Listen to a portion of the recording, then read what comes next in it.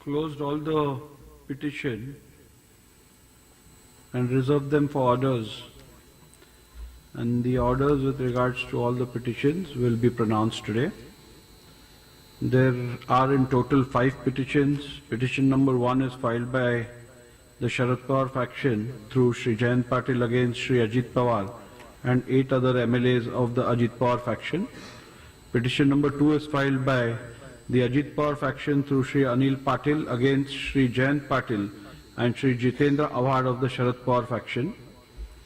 Petition number 3 is filed by Shri Sharad Pawar faction through Shri Jayant Patil against Shri Narhari Jhirwar and 19 other MLAs of the Ajit Pawar faction. Petition number 4 is filed by the Sharad Pawar faction through Shri Jitendra Awad against Shri Chetan Tupe and 11 other MLAs of the Ajit Pawar faction. Petition number 5 is filed by the Ajit Pawar faction through Shri Anil Patil against Shri Anil Deshmukh and 7 other MLAs of the Sharad Pawar faction. There are in total 3 petitions filed by the Sharad Pawar faction against the Ajit Pawar faction and 2 petitions filed by the Ajit Pawar faction against the Sharad Pawar faction. Filed by Shri Ajit Pawar faction against Shri Sharad Pawar faction by order dated 16 January 2024, I had by consent of both the parties consolidated all the petitions into 2 groups. Petition number 1, 3 and 4 filed by the Sharad Pawar faction were grouped as Group 1, and petition number 2 and 5 filed by the Ajit Pawar faction were grouped as Group 2. I would be pronouncing 2 separate judgments in these 2 groups. In the facts and circumstances of the matter and in view of the facts that the rival factions had emerged within the NCP prior to the initiation of disqualification petitions, I had to determine which faction was the real political party for the purpose of these disqualification petitions as per the law laid down by the Honorable Supreme Court in Subhash Desai matter. This issue is common in both the groups. So what I shall proceed to do is, I shall first pronounce the order in Group 1, where I shall first deal with the preliminary issue and then deal with the issue with regards to disqualification. And then we'll follow with the second petition, the group.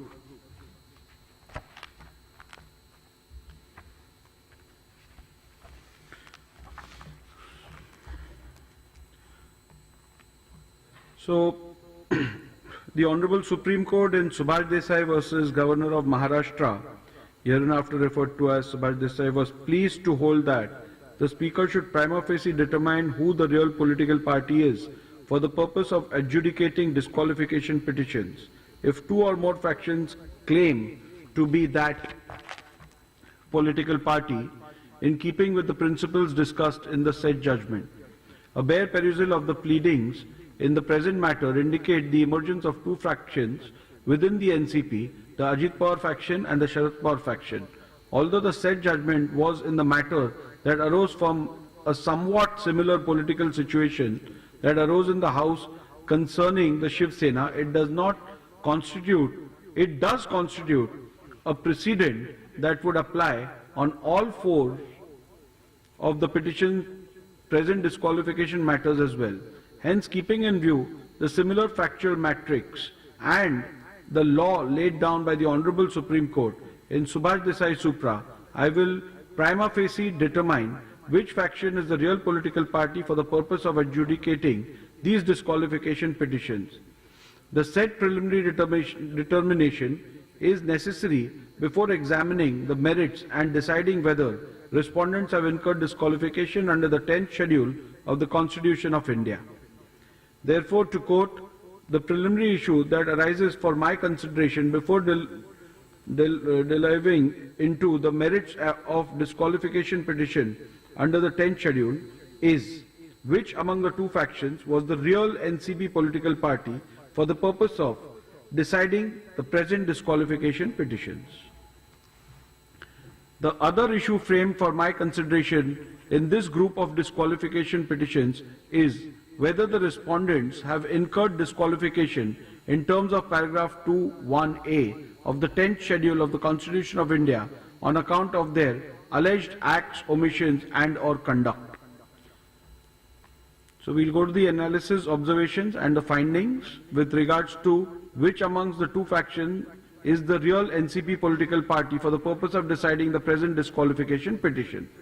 In view of the fact that in the present matter rival factions have emerged and both the factions claim to be the real political party, read with the law laid down by the Honorable Supreme Court in Subhash Desai Supra, stipulating that this forum should prima facie determine who the political party is for the purposes of adjudicating disqualification petitions. If two or more factions claim to be that political party, it is necessary to consider and determine the preliminary issue before examining the merits of these disqualification petitions. Principles laid down by the Honorable Supreme Court in Subhash Desai relevant for the purpose of determining who the political party is. I am not reading out all the contents of the Subhash Desai which we have referred to and relied upon. I will straight away go to my observations.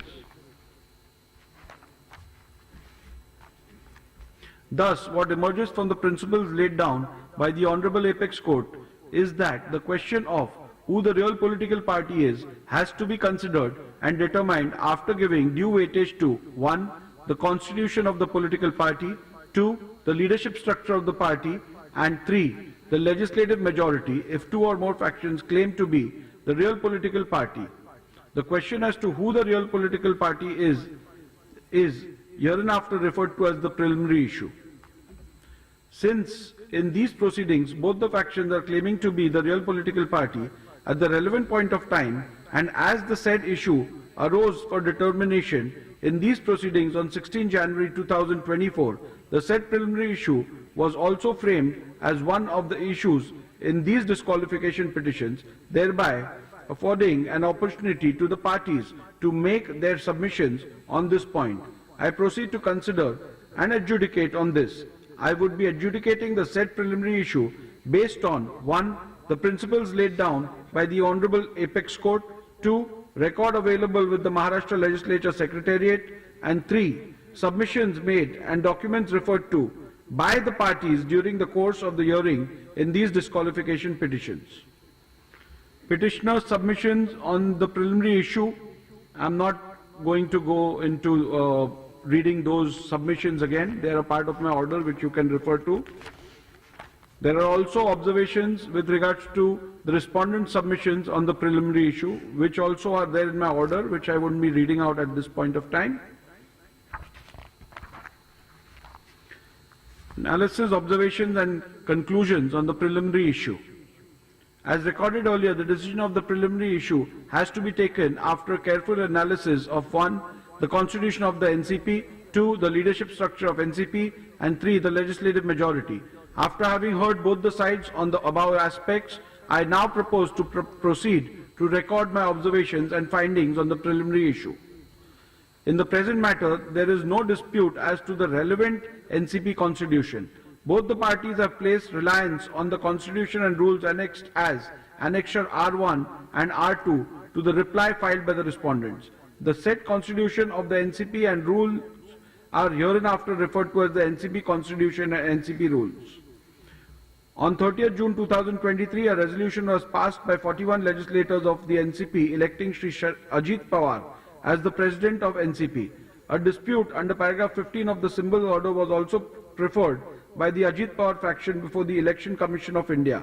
Sharad Pawar faction objected to the resolution dated 30th June 2023 and executed affidavits in support of the leadership of Shri Sharad Pawar, which were filed before the Election Commission of India. Thus, it is abundantly clear that two rival factions had emerged in the NCP on 30th June 2023 itself. Hence, the relevant date on which two factions emerged in NCP is 30th June 2023. As recorded earlier, there is no dispute about the relevant constitution of the party. Thus, the said NCP constitution is taken into account for identifying the leadership structure of the NCP. Since there is no factual consensus on what or who constitutes the relevant leadership structure which has to be taken into consideration, it is necessary to peruse the NCP constitution so as to identify the leadership structure provided for in the Constitution and consequently examine the leadership structure put forth by both the sides. Article 5 of the NCP Constitution, read with NCP rules, provides for a vertical organizational structure which consists of unit committee, city division committee, area committee, town committee, panchayat committee, constituency committee, district committee, regional committee, union territory committee, state committee, working committee and national committee. Each committee at the bottom level acts as the feeder cadre for electing the next immediate higher committee. Article 12 of the NCP Constitution provides that the state committee shall consist of delegates elected from the constituency block committee. Further, NCP Constitution provides that all members of the state committee shall be delegates entitled to vote in the election of the president. National committee of the NCP consists of 1/10 of delegates, the president, the ex-president of the party who have completed a term of 365 days and continued to be an active member, state presidents of the NCP, leader of the NCP legislative parties and other 15 members elected amongst the members of parliament. Article 21 of the NCP Constitution, read with NCP rules, provides that the highest executive authority of the NCP is NCP Working Committee, which consists of the president of the party, leader of the party in parliament and 23 other members, of whom 12 members are elected by the National Committee and the rest are appointed by the president. The said Article 21 further provides that the highest executive authority of the party, i.e. the NCP National Working Committee, shall have the power to carry out the policies and programs laid down by the party, and it shall be the final authority in all matters regarding interpretation and application of the provisions of the NCP Constitution. The NCP Constitution, read with the NCP rules, provides that the President shall preside over National Convention, National Committee and Working Committee and shall have overall control of the working of the party. It further provides that any decision connected with policy matters or on other important political issues will be announced by the President and nobody shall openly question or challenge any such decision or statement. Thus, what emerges from the above is that the leadership structure of the NCP consists of 1. The President of the NCP, 2. The Working Committee and 3. The National Committee, where the President and the Working Committee are the decision-making entities of the NCP.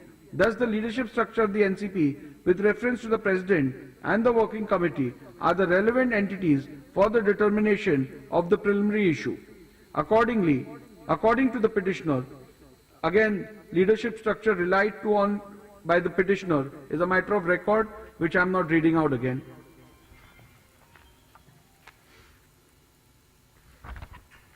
According to the petitioner, a valid leadership structure in consonance with the NCP Constitution exists, as is evident from the letter dated 15 September 2022 issued by Shri T.P. Pitambaram Master, addressed to the Election Commission, intimating details of organizational elections held in the year 2022, and 2. The internal NCP correspondence by way of notification dated 15 September 2022 issued by Shri Praful Patel, intimating the national office bearers, working committee members, state union territory presidents, etc.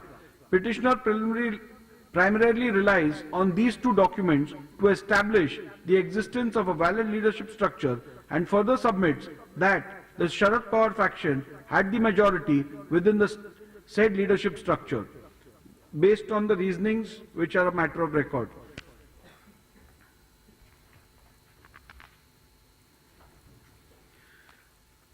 The respondent, however, countered this leadership structure on the grounds that the said leadership structure cannot be taken into account, as the said leadership structure came into existence without following the due process of election appointment as provided in the NCP Constitution. In this regard, the respondent made the following submissions, which is again matter of record.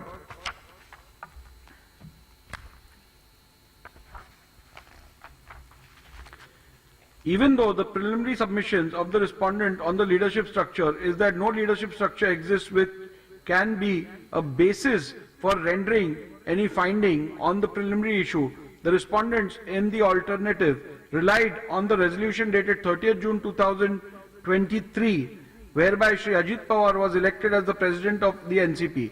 Relying on the resolution, the respondents submitted that the constituent members of the leadership structure were changed by electing Shri Ajit Pawar as the president of the party, and if any leadership structure must be considered, then it must be in which Shri Ajit Pawar is the president.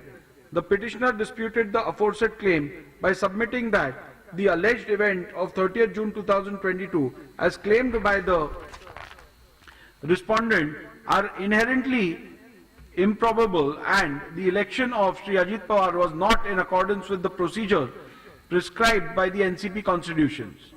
Findings and conclusion. At the very outset, I wish to make certain observations.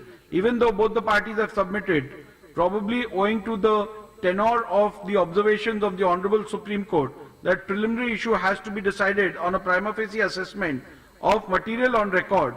In fact, both the parties have, contrary to their own submissions, led extensive evidence to buttress their respective arguments with facts in respect of the relevant leadership structure.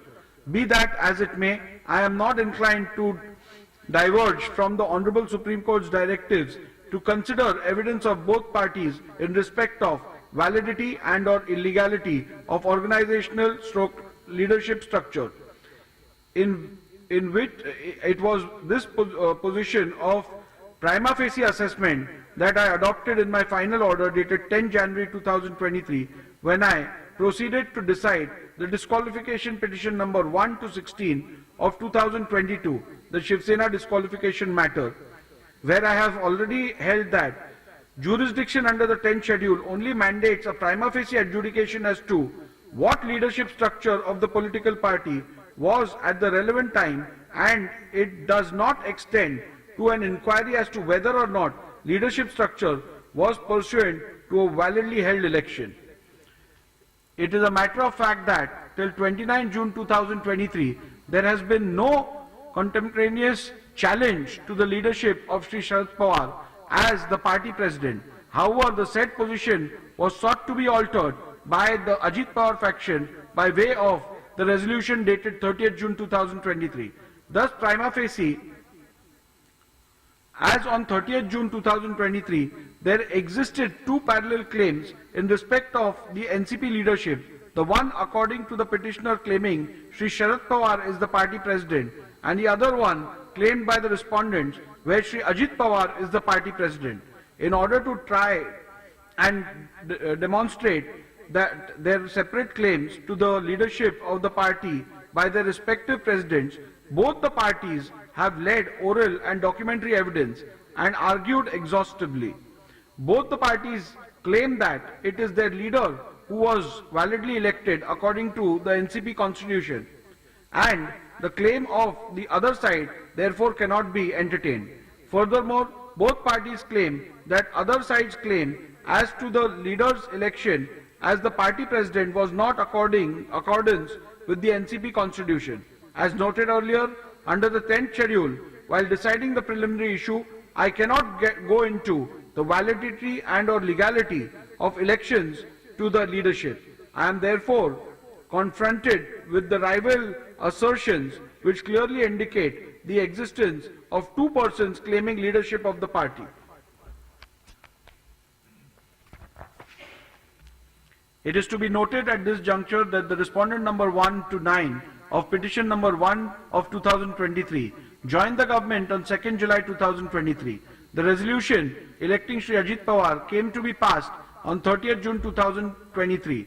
This leads to a peculiar situation where there are seen to exist two parallel leadership structures and two party presidents prior to the alleged conduct attracting disqualification. Undoubtedly, the rival parties have tried to lead evidence to justify their opposing stand about the validity of the election of their leader to the post of president. They have tried to show how their separate processes of election were justified by the NCP constitution. I am not inclined to go into their evidence or appreciate their evidence-based arguments, because this would lead deciding whether the rival elections were in keeping with the constitution and the rules, and whether factually Shri Sharad Pawar or Shri Ajit Pawar were validly elected, or whether in fact Shri Sharad Pawar had resigned at the relevant time. I possess no jurisdiction to issue any such declaratory orders. In the absence of such jurisdiction, which is certainly not available under the 10th schedule of the Constitution, or the wherewithal to examine the correctness, validity and legality of parallel claims of valid stroke legal elections, I need not and cannot undertake such an inquiry. Thus, for this reason alone, relying on the test of organizational stroke leadership structure to examine the two parallel rival claims in respect of the leadership about the post of party president, I cannot arrive at even a prima facie decision on the preliminary issue. Irrespective of my findings hereinabove, if the leadership structure relied on by the petitioner is looked at even for ascertaining the prima facie position, it is seen that it cannot form the basis for determining the preliminary issue for the following reasons. The petitioner's reliance on majority in NCP Working Committee cannot be taken into account for determining the preliminary issue, as the composition of the NCP Working Committee relied by the petitioner is not in conformity with the NCP Constitution. Article 21 of the NCP Constitution, read with NCP rules, provides that the highest executive authority of the NCP is NCP Working Committee, which consists of 1. The President of the party, 2. Leader of the party in Parliament, and 3. 23 other members, of whom 12 members are elected by the National Committee and rest are appointed by the President. A perusal of the documents relied on by the petitioner to show the composition of the NCP Working Committee indicates that the NCP Working Committee had 28 members, whereas the NCP Constitution provides for only maximum 25 members. The said document shows 16 permanent invitees, whereas the NCP Constitution does not provide for any permanent invitees. The petitioner submitted that in the National Committee, Sharad Pawar faction enjoyed the majority support amongst the delegates elected from the state committees. However, the petitioner has not provided any document which reflects the election of such delegates. Thus, in the absence of any record reflecting the election result and names of delegates, the said claim cannot be accepted by blindly appreciating it to be true.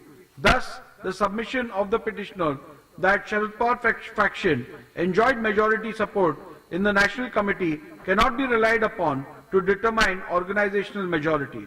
Support of the President and or will of the President is not a reliable factor to determine the preliminary issue, as both the factions challenges their respective leaders, claiming that the leader was not validly elected. As held earlier, under the 10th schedule, such claims cannot be adjudicated. It was open for both the parties to have initiated appropriate proceedings to get a declaration to that effect. In the absence of such proceedings or any findings thereon by a competent authority, both the factions cannot equally claim that the rival faction's leader was validly and or not validly elected. Thus, for reasons recorded hereinabove, I hold that leadership structure relied on by the petitioner and or respondents cannot be taken into account for determining the preliminary issue, as it would be an impossible attempt. Legislative maturity considered. As recorded earlier, the Honorable Supreme Court in Subhash Desai Supra has held that the question of who the real political party is has to be considered and determined after giving due weightage to 1. the NCP Constitution, 2. the leadership structure of the party, and 3. legislative majority if two or factions claiming to be the real political party. Having arrived at the conclusion that leadership structure and or organizational structure does not provide a reasonable outcome to settle the issue of which faction is the real political party, I now turn to the test mechanism that exists based on the legislative majority. Before delving further, the petitioner's submission that legislative majority cannot at all be taken into consideration has to be considered. The petitioner has placed reliance on paragraph 102 to 111 of Subhash Desai Supra in support of this submission. However, a careful reading of Subhash Desai Supra shows that the said submission is misplaced. Paragraph 102 to 111 of Subhash Desai Supra deals with the issue of who appoints the leader and the whip of the party in house. In the said regard, it was held by the Honorable Supreme Court that it is not the legislature party but the political party which appoints the whip and the leader in the house. The ratio cannot be read to mean that the legislative majority cannot at all be considered while determining the preliminary issue. In paragraph 168 of the Subhash Desai Supra, the Honorable Supreme Court has in clear terms laid down that for the purpose of disqualification petition, the Speaker, while deciding the issue of real political party, has to take into consideration the leadership structure specified and identifiable from the constitution of the party along with the legislative assembly majority. The only rider provided is in the said paragraph 168 was that determination of who the real political party is must not be based on a blind appreciation of legislative majority. This is only a rider provided so as to make it clear that even the leadership structure outside the legislative assembly is also a relevant factor in the determination of who the real political party is.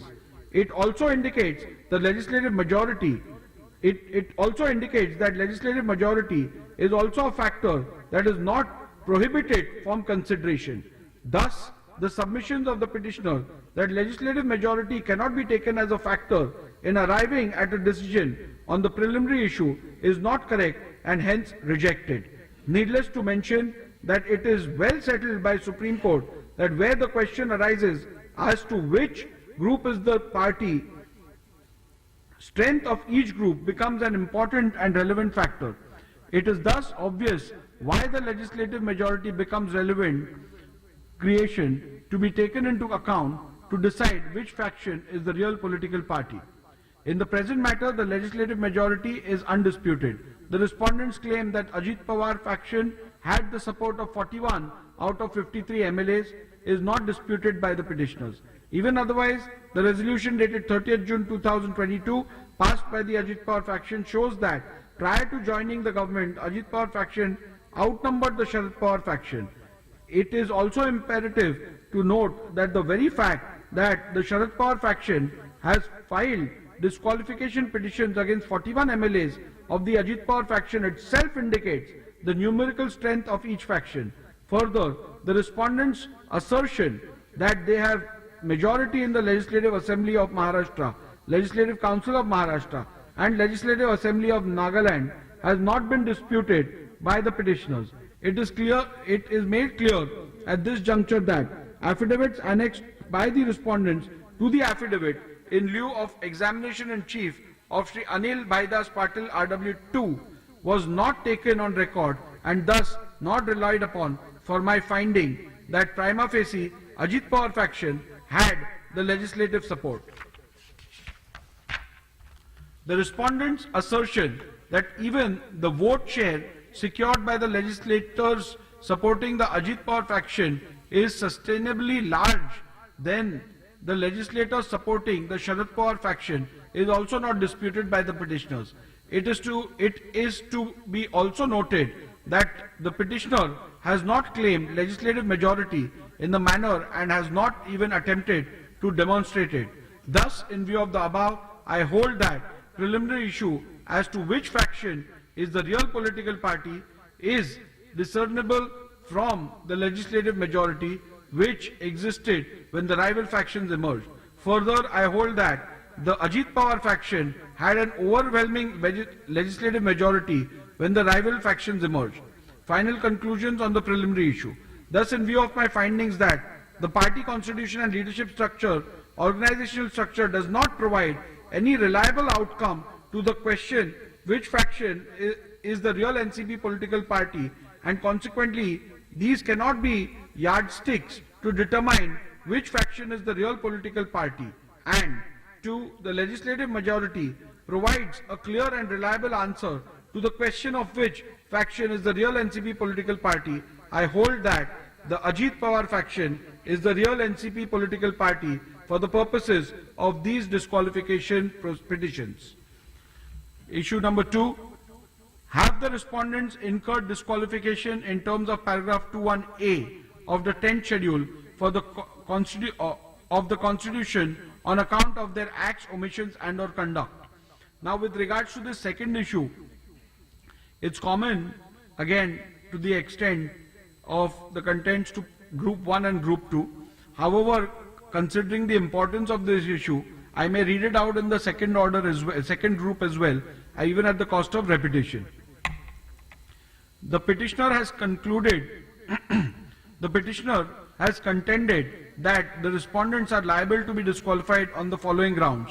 The respondents have gone against the official position of the NCP political party and joined hands with Eknath Shinde BJP government in Maharashtra on 2nd July 2023. The respondents have taken oath as ministers in the Eknath Shinde BJP government in Maharashtra on 2nd July 2023. Unilaterally and without authority, the respondents declared Shri Ajit Pawar as the president of the NCP on 30th June 2023. Unilaterally and without authority, the respondents declared Shri Ajit Pawar as the leader of the legislature party in the Maharashtra State Legislative Assembly on 30th June 2023. The respondents attempted to continue a chief whip who had been removed as a member of the NCP for indulging in anti-party activities. The respondents attempted to create confusion by opening party office without authority. Without any authority, the respondents called an open national convention on 5th July 2023 to ratify the illegal decisions on 30th June 2023. The respondents tendered affidavits in support of Shri Ajit Pawar's anti-party activities. The principal ground on which the disqualification is sought is that by joining the government on 2nd June 2023, the respondent number 1 to 9 is in disqualification petition number 1 of 2023, and by supporting the said action of respondent number 1 of to 9, the other respondents in disqualification petition number 3 and 4 of 2023 have gone against the will of the NCP political party and thereby incurred disqualification under paragraph 2(1)(a) of the 10th schedule of the Constitution. All other grounds are allied grounds arising out of the said principal grounds. In view of my finding that the Ajit Pawar faction was the real political party when the rival factions emerged within the NCP, respondents cannot be held to be disqualified on any of these grounds, as the decision of Ajit Pawar faction constituted the will of NCP political party. Consequently, the disqualification petition number 1, 3 and 4 of 2023 are liable to be dismissed. In view of my findings that Ajit Pawar faction was the real NCP political party when the rival factions emerged, the respondents cannot be held to be disqualified for grounds recorded in paragraph 76A and B. Even otherwise, irrespective of my conclusions about which faction was the real political party, for the reasons recorded herein below, the respondents cannot be held to be disqualified on the grounds recorded in paragraph 76. Irrespective of my conclusions on the real political party, in my considered opinion, none of the averments, contentions or pleadings raised by the petitioner, especially grounds C to H recorded in paragraph 76 herein above, fall within the ambit of paragraph 2(1)(a) of the 10th schedule of the Constitution. It is necessary to understand the scope and object of the said provisions of the 10th schedule of the Constitution. The object underlying the said provision was to curb the evil of political defection motivated by various considerations which endanger the foundations of our democracy. What is to be noted is that 10th schedule is intended only for the purpose of prohibiting and punishing defections, and that too with the objective of preserving the foundations of democracy. I am pained to observe that in the present matter, when the facts, circumstances and evidence are viewed, the misuse of the provisions of 10th schedule by political parties becomes apparent. It appears that the initiation of the proceedings is not to prevent maverick and irresponsible defection or to call an errant member to book. It is to suppress dissent within the party and open a new direction in the political tussle for power. The attempt is to stretch the provisions of 10th schedule to suit private objectives of individuals or parties rather than prevent the harm that is caused to elective democracy itself. In the facts and circumstances brought before me, it is necessary to consider the cardinal question: does every act of a member of the legislature that may be described as defiance or dissent or behavior of group of members of the legislative party in the House that goes against some other group within their own party falls within the meaning of the term defection under paragraph 2 of the 10th schedule? As the Speaker and even as an elected representative, I witness the daily churning of politics as it plays out before me. I see members, their political leaders and their parties as if through a kaleidoscope, making and breaking into new forms, forging new alliances, undoing old relationships, striking out in unknown directions. This is in the very nature of politics, and as we see it unfolding before our eyes, it is the reality of politics today. Surely every such action cannot qualify as defection within the meaning of the 10th schedule. The constitutional bench in the case of Kyoto Holoan versus Zuchilu and others has somewhat touched upon these aspects. I have referred to Kyoto and how Kyoto has dealt with these issues. Then, would every act of defiance or dissent or behavior of groups of members that goes against some other group within their political party fall within the meaning of the term defection under paragraph 2 of the 10th schedule? The question, no doubt, is foundational, but by no means is it the only question that arises for consideration. The companion question that arises is equally fundamental. Is the 10th schedule a tool to control opposition within the political rank of the party? Assuming that rightly or wrongly the behavior of the acts of the respondent in these groups of petitions of raising their voice against Shri Sharad Pawar and disobeying the diktats of Shri Sharad Pawar amounts to indiscipline, could such action amount to members having voluntarily giving up membership of the party, thereby attracting disqualification under the 10th schedule? The event that unfolded between 30th June 2022 and 2nd July 2022 were clearly in the nature of intra-party dissent within the Nationalist Congress party, and the members of the party stood divided between two leaders, i.e. Shri Sharad Pawar and Shri Ajit Pawar. But this conflict was clearly within the political party. Questioning the decision of Shri Sharad Pawar and going against his wishes cannot be said to be an act of defection or of leaving the party. It is a dissent expressed by the members of the NCP. At no point of time did any of the leaders, including the respondents, ever made any attempt that would amount to a statement or contention to leave the NCP political party. Members of the party expressing concerns against certain political behavior of other members of the party would not constitute defection. Under the 10th schedule, such collective dissent would remain to be a dissent within the political party, even when it began to be raised publicly on the platform other than party forums. It may not be to the liking of this leader or that, but it would still remain to be a dissent and not desertion. A word about dissent. Intra-party dissent by individual members of a political party need to be distinguished from collective dissent of a group in the legislative party. It further needs to be established that if such collective dissent has occurred, it amounts to defection from the party. Here, an examination of the motive also becomes relevant. I need to decide whether collective dissent against the party leadership can be termed as honest dissent within the political party, permissible in a democratic institution such as the political party.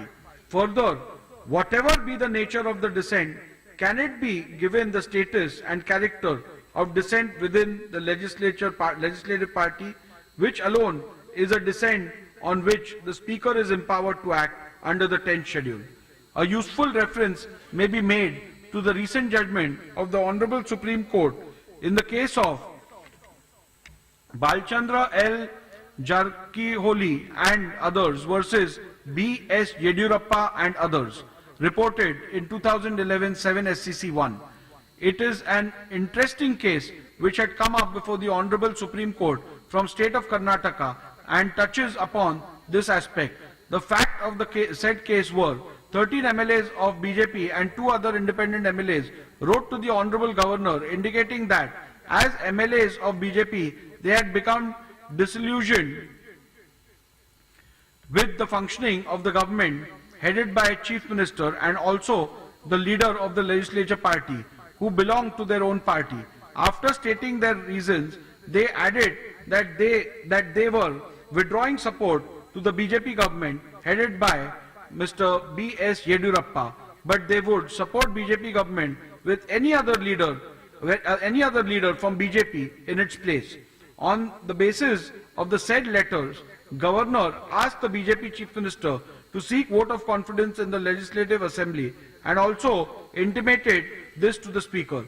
On the same day itself, the Chief Minister filed disqualification petitions against his own MLAs, accusing them of voluntarily giving up membership of the political party. Upon issuance of show cause notice, the MLAs filed a reply stating that they did not intend to withdraw support to BJP but had withdrawn support only from the government headed by Shri Yediyurappa and that they would support any BJP government headed by a clean and efficient person. They asserted that their conduct did not fall within the scope of paragraph 21A of the 10th schedule. The Speaker, however, disqualified the MLAs under paragraph 21A of the 10th schedule. The Speaker's decision was challenged before the divisional bench of Karnataka High Court. The division bench, comprising of Honorable Chief Justice and Justice N. Kumar, gave differing judgments. The Honorable Chief Justice rejected all the contentions of the MLAs and dismissed the writ petitions, while Justice N. Kumar, in his separate judgment, differed with the views of the Honorable Chief Justice in regards to interpretation of paragraph 21A of the 10th schedule and set aside the Speaker's order. The matter was then referred to a third judge, who in turn concurred with the judgment of the Honorable Chief Justice. Thus, by a majority, it was held that Speaker had rightly disqualified BJP MLAs. The order of the Speaker and the judgment of the High Court was challenged before the Honorable Supreme Court.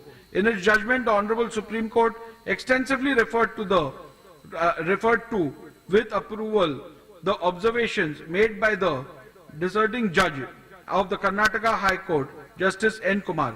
I am in complete agreement with this view and am bound by it. I reproduce the said paragraph which are relevant for the present purpose. Justice N. Kumar, who along with the Chief Justice heard writ petitions filed by the appellant herein, in his separate judgment differed with the views expressed by the Chief Justice in regards to the interpretation of paragraph 21A of the 10th schedule of the Constitution. The learned judge went on to further hold that when a member of a house expressed his no confidence in the leader of a legislative party, and if he happened to be the Chief Minister who is heading the Council of Ministers and had written to the Governor in that regard, such act by itself would not amount to an act of floor crossing. Similarly, if the Governor, after taking note of the expression of no confidence was satisfied that the Chief Minister had lost majority support in the House, he could call upon the Chief Minister to prove his majority on the floor of the House. It was further observed that if the Chief Minister, on such request, failed to establish that he enjoyed the support of the majority of the members, the ministry would fall. But such an act of the member of the House would not constitute defection under 10th schedule. By such an act, the political party which had formed the government would not lose its right to form a government again. On the other hand, what is disturbed by such an act is the government of the political party with a particular leader in whom the members of the House belonging to the same political party have no confidence. But this would not mean that the member of the political party to which the Chief Minister belonged had given up his membership to the political party.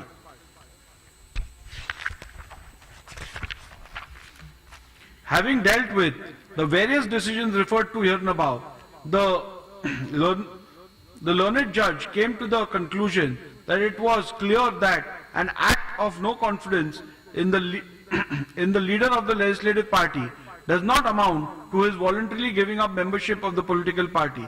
Similarly, his act of expressing no confidence in the government formed by the party with a particular leader as the Chief Minister would not also amount to a voluntary act of giving up the membership of that political party.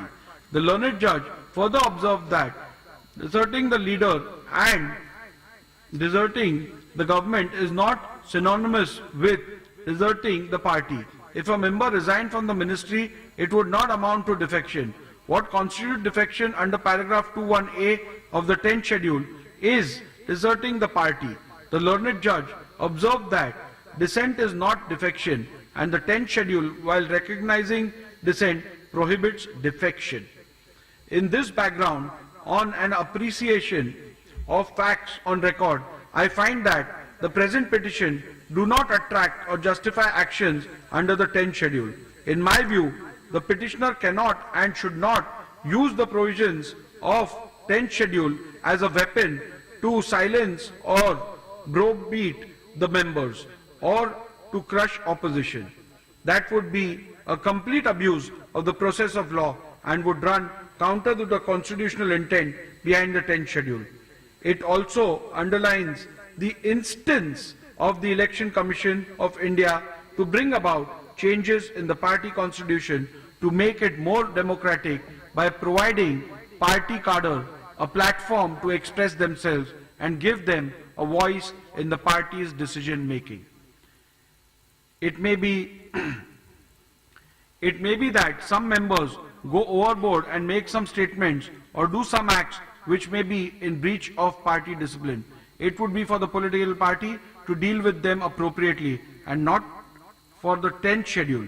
Looking at the degree or gravity of the indiscipline, the concerned members may be censured, admonished or reprimanded or given a more extreme punishment such as suspension or expulsion from the party, as may be warranted by the party's rules.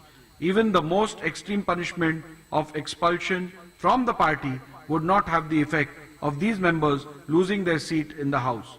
The members would remain as unattached members in the House, continuing to represent their constituencies, and they would still continue to be members of the political party for the purpose of 10th schedule.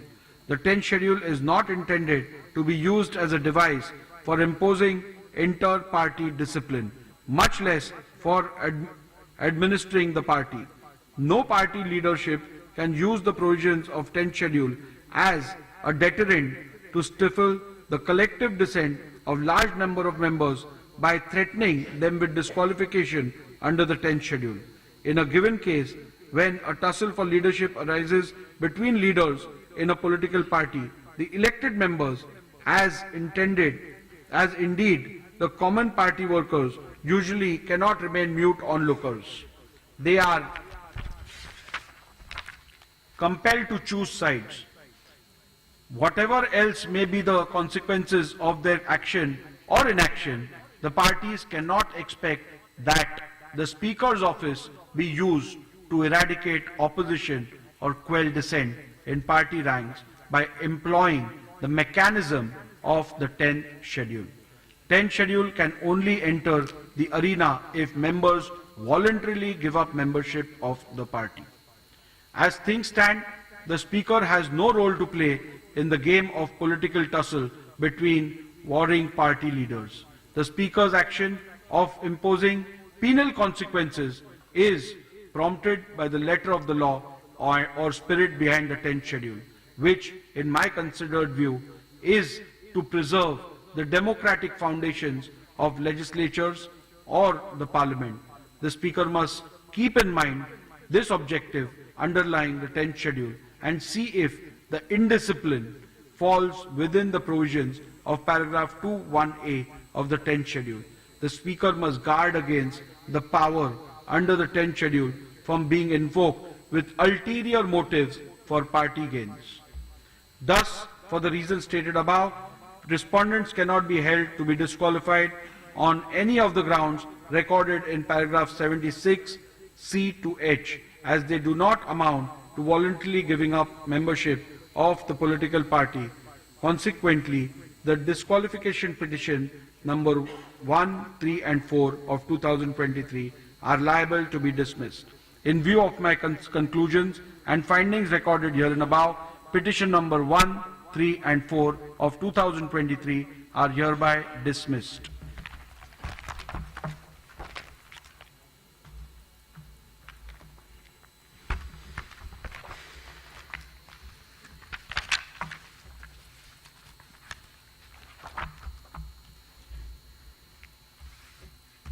Shall now deal with the second group of petitions, being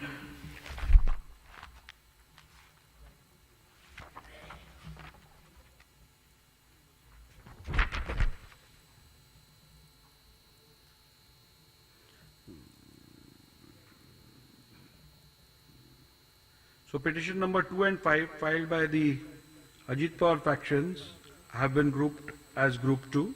Really pronouncing the order for those petitions filed by the Ajit Pawar faction against the members belonging to the Sharad Pawar faction.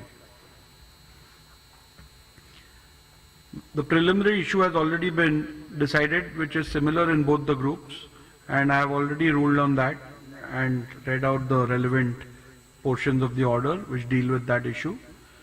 Now, with regards to have respondents incurred disqualification in terms of paragraph 2(1)(a) of the 10th schedule of the Constitution on account of their acts, omissions and or conduct. So this is the respondents as in the Sharad Pawar faction MLAs, whether through their acts and conducts do they qualify for disqualification under 2(1)(a). Petitioner has contended that the respondents are liable to be disqualified on the following grounds. A.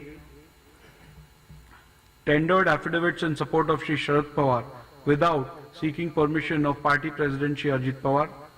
Respondents, by making statements against the decision of the party to join the government, has committed anti-party activities and have thus voluntarily given up the membership of the party. In my considered opinion, irrespective of my decision that the Ajit Pawar faction was the real NCP political party when the rival factions emerged, none of the averments, contentions or pleadings raised by the petitioner in this group of petitions shall fall within the ambit of paragraph 2(1)(a) of the 10th schedule of the Constitution. The object underlying the provisions in the 10th schedule was to curb the evil of political defections motivated by various considerations which endanger the foundations of our democracy. What is to be noted is that the provisions of the amendment are intended only for the purpose of prohibiting and punishing defection, and that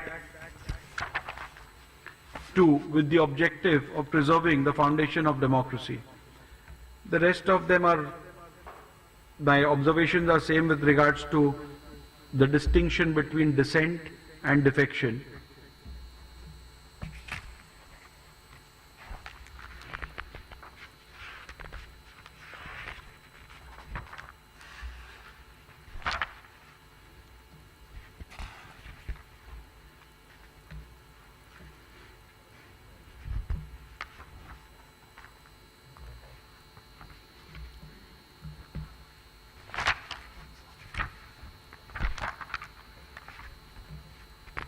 have again quoted the Justice N. Kumar's observations and the Supreme Court's observation with regards to the issue with regards to dissent and defection.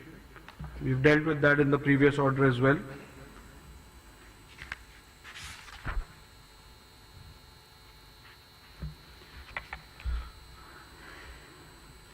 So I'll read out only the operative portion of this. Thus, for the reasons stated herabove, respondents cannot be held to be disqualified on any of the grounds as they do not amount to voluntarily giving up membership of the political party. Consequently, the disqualification petition number 2 and 5 of 2023 are liable to be dismissed. In view of my conclusions and findings recorded here and above, petition number 2 and 5 of 2023 are hereby dismissed.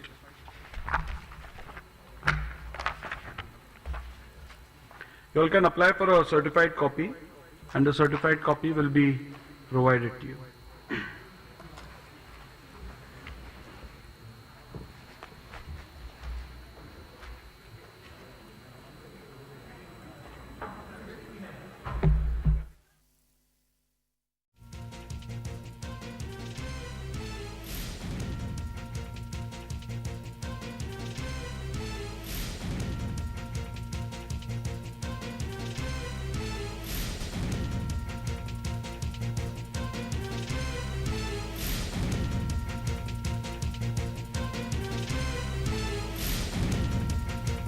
Ajit Pawar समर्थक हे अपात्र होणार नाहीत असं राहुल नार्वेकर म्हणालेले आहेत। सुनावणी दरम्यान त्यांनी अनेक मुद्दे समोर आणलेले आहेत। मतभेद म्हणजे पक्षफूट नाही असंही राहुल नार्वेकर म्हणालेले आहेत। राष्ट्रवादीच्या निकालात शिवसेना निकालाची पुनरावृत्ती करण्यात आलेली आहे। राष्ट्रवादी आमदार अपात्रतेचा निकाल, या निकालात राहुल नार्वेकर यांनी विविध मुद्दे समोर आलेले आहेत, स्पष्ट करण्यात आलेले आहेत। पक्षांतर्गत विरोध चिरडले जाणं घातक आहे असं नार्वेकर म्हणालेले आहेत। 10व्या अनुसूचीचा वापर पक्षांतर्गत विरोध मोडून काढण्यासाठी नाही असंही राहुल नार्वेकर म्हणालेले आहेत। मतभेद म्हणजे पक्षफूट नाही असंही ते म्हणालेले आहेत। शरद पवारांनी विधिमंडळातही पक्ष गमावलेला आहे। महत्त्वाची अशी बातमी आहे सध्याची। अजित पवार समर्थक हे अपात्र होणार नाहीत असंही सुनावणी दरम्यान राहुल नार्वेकर यांनी म्हटलेलं आहे।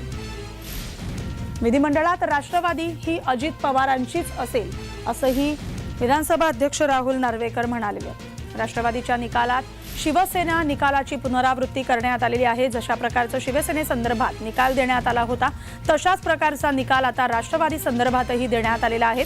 शरद पवारांनी त्यामुळे विधिमंडळातही आपला पक्ष गमावलेला आहे। निवडणूक आयोगानं यापूर्वी निकाल दिला होता ज्यात पक्ष आणि चिन्ह हे अजित पवारांकडे देण्यात आलं होतं आणि आता ही महत्त्वाची सुनावणी झाली आणि त्यात राहुल नार्वेकर यांनी हे मुद्दे स्पष्ट केलेले आहेत।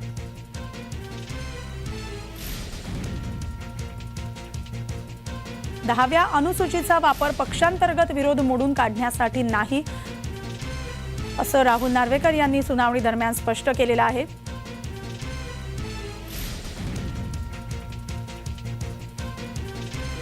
शरद पवारांनी विधिमंडळातही पक्ष गमावलेला आहे। यापूर्वी निवडणूक आयोगाच्या निकालातही त्यांनी पक्ष गमावला होता, पक्षाचं चिन्ह गमावलं होतं आणि आता राष्ट्रवादीच्या आमदार अपात्रतेच्या सुनावणी दरम्यान राहुल नार्वेकर यांनी अनेक मुद्दे स्पष्ट केलेले आहेत ज्यात विधिमंडळातही शरद पवारांनी आपला पक्ष गमावलेला आहे। विधिमंडळात राष्ट्रवादी ही अजित पवारांचीच असल्याचं राहुल नार्वेकर यांनी स्पष्ट केलेलं आहे। राष्ट्रवादीच्या आमदार अपात्रता निकालात शिवसेनेच्या आमदार अपात्रता निकालावेळी जो निर्णय दिला होता तशाच प्रकारचा निर्णय राष्ट्रवादी संदर्भातही आता देण्यात आलेला आहे। सोबतच अजित पवार समर्थक हे अपात्र होणार नाहीत असंही राहुल नार्वेकर यांनी म्हटलेलं आहे। विधिमंडळात राष्ट्रवादी अजित पवारांचीच असल्याचं राहुल नार्वेकर म्हणालेले आहेत। न्यायालयानं मुदत दिली होती राहुल नार्वेकरांना या संदर्भात निकाल देण्याची, राष्ट्रवादीच्या आमदार अपात्रते संदर्भात, आणि